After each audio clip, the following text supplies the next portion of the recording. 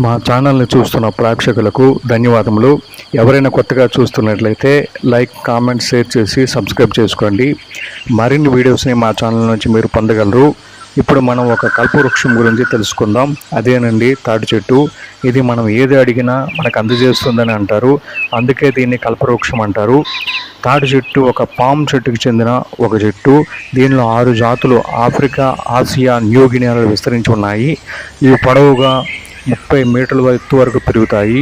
ఆకులు హస్తాకారంలో 2-3 మీటర్ల పొడవు ఉంటాయి.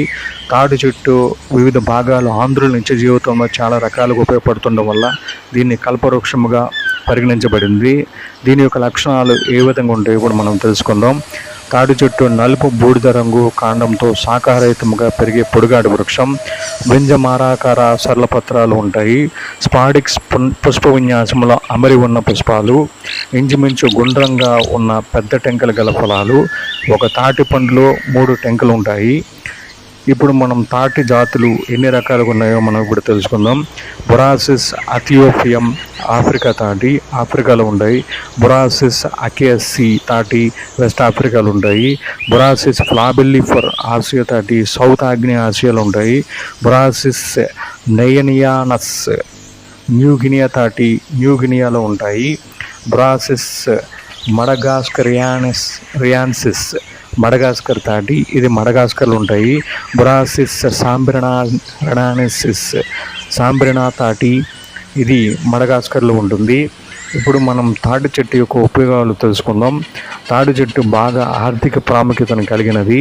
పురాతన కాలం నుంచి దీని వివిధ భాగాలు భారతదేశం, కాంబోడియాలలో చాలా విధాలుగా ఉపయోగంలో ఉన్నాయి.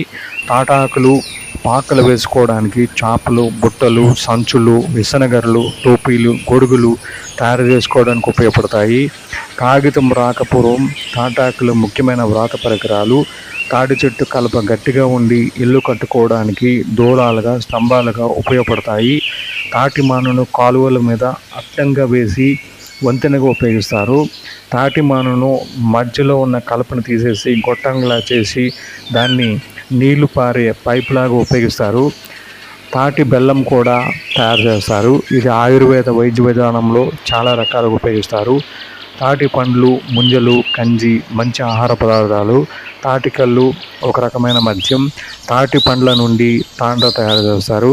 తాటి కొమ్మల ఆర్థికంగా ఉపయోగకరం. విస్తృతంగా ఉష్ణ ప్రాంతాల్లో సాగు జరుగుతుంది. తాటి కొమ్మలు 800 పైగా ఉపయోగకరంగా ఉన్నాయి. ఇవి కాంబోడియా, భారతదేశం యొక్క అతి ముఖ్యమైన తాటాకులతో రకరకాలుగా వస్తువులు తయారు చేస్తారు. ఇప్పుడు మనం తాటి ముంజులు మన శరీర ఆరోగ్యానికి ఏ విధంగా ఉపయోగపడుతున్నాయో తెలుసుకుందాము. తాటి ముంజల్ని ఐస్ యాపిల్స్ అంటారు. తాటి ముంజల్లో ఖనిజాలు మరియు విటమిన్లు పుష్కలంగా ఉంటాయి. Vitamin B, C, iron, zinc, calcium, potassium, thiamine, phosphorus మరియు రేబోఫ్లవిన్ పుష్కలంగా ఉంటాయి. ఫైబర్, షుగర్స్, ప్రోటీన్స్, ఎనర్జీ 87 కిలోకాలరీలు ఉంటాయి.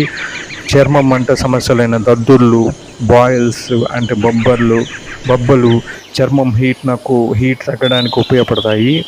ఫేస్ ప్యాక్లో ఐస్ యాపిల్ను ఉపయోగిస్తారు. ఇది శీతలీకరణాన్ని కలిగి ఉంటుంది. దీని తెల్ల జెల్లి యొక్క పలుచని పొరను చర్మంపై పూస్తారు. సున్నితమైన చర్మంగా మారుతుంది. మధుమేహ బాధితులకు ఒక ఔషధం లాంటిది. ఉల్లివడిగే ఇన్ 2006 జంతువులపై అధ్యయనం చేశారు. ఉల్లివడిగే ఒక సైంటిస్టు వీటిని జంతువులపై అధ్యయనం చేశారు.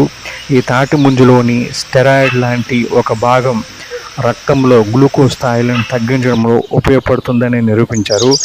తర్వాత అధ్యయనం ఎండిన తాటి ముంజల గుజ్జును యాంటీ హైపర్ గ్లాసిమిక్ గ్లూకోజ్ను తగ్గించే ఏజెంట్గా ఉపయోగించవచ్చునని నివేదించింది.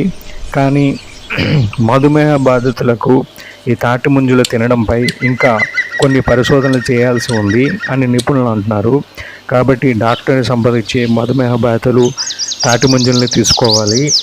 ఏ వస్తువుని మన శరీరానికి తీసుకున్నా అది తగిన మోతాదులో ఉండాలి.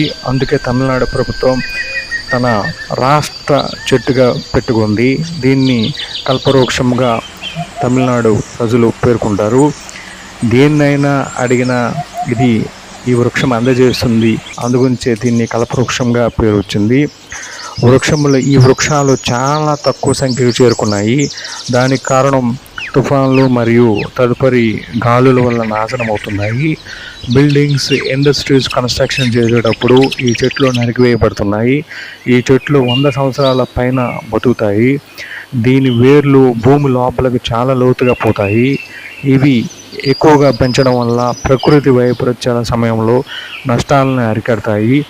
వీటిని రక్షించే బాధ్యత మనదే. చెట్టును నరికేటప్పుడు కొంచెం ఆలోచించండి. ఎంతోమందికి ఉపాధి కల్పనిస్తుంది, ఎన్నో వస్తువులను కూడా ఇస్తుంది, ఎన్నో ఆరోగ్య సమస్యలను కూడా తీర్చుతుంది. అటువంటి కల్పవృక్షం అంతమవ్వకుండా కాపాడవలసిన బాధ్యత మనందరిది. జై హింద్.